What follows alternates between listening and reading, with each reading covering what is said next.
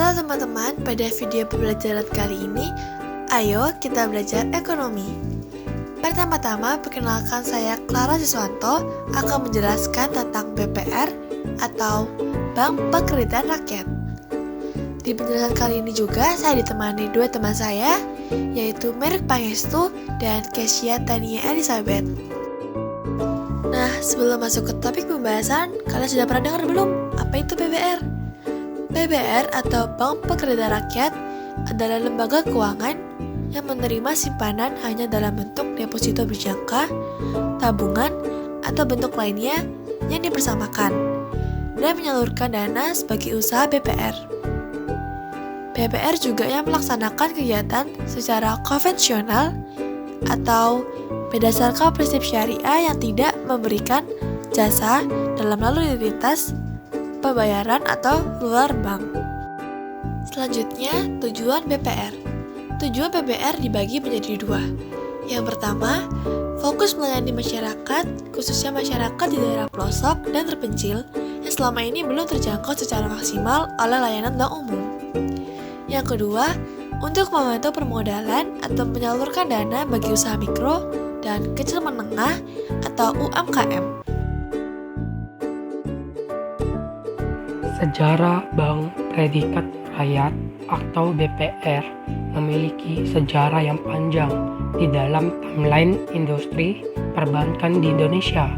Awalnya, BPR dibentuk dengan tujuan untuk membantu para petani, pegawai, dan buruh agar dapat terlepas dari jerat utang yang diberikan oleh rentenir.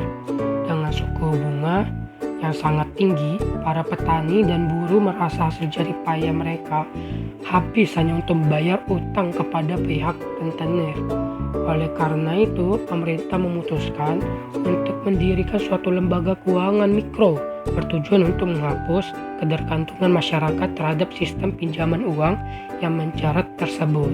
Usaha BPR ada 3. Yang pertama, menghimpun dana masyarakat dalam bentuk simpanan. Contohnya, deposit berjangka, tabungan kredit, sertifikat, atau bentuk lainnya.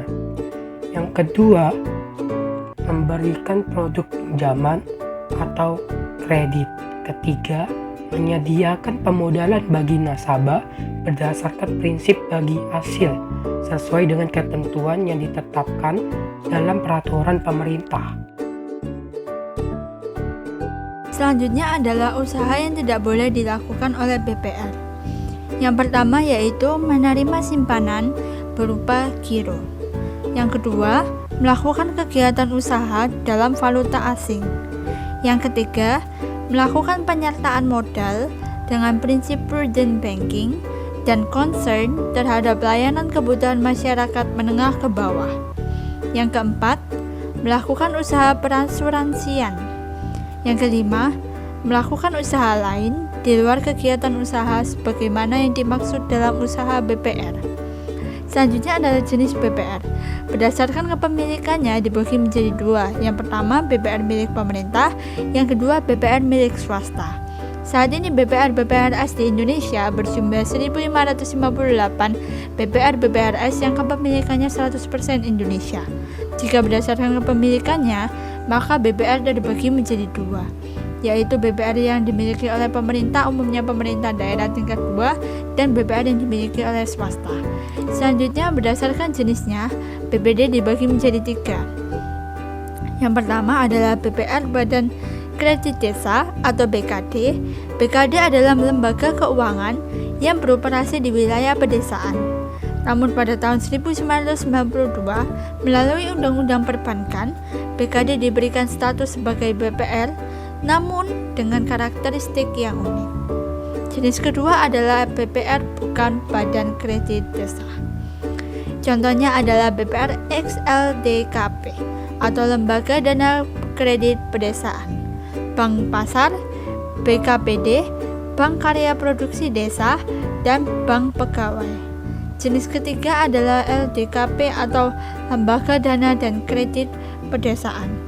LDKP ini dapat berwujud perusahaan daerah atau PD, koperasi, perseroan terbatas atau PT, dan bentuk lainnya yang ditetapkan dengan peraturan pemerintah. Itu tadi materi tentang BPR. Jadi gimana? Mudah kan? Jika kalian masih belum paham, silakan bertanya ke guru dan teman-teman kalian. Segitu aja dari kami. Sekian, terima kasih.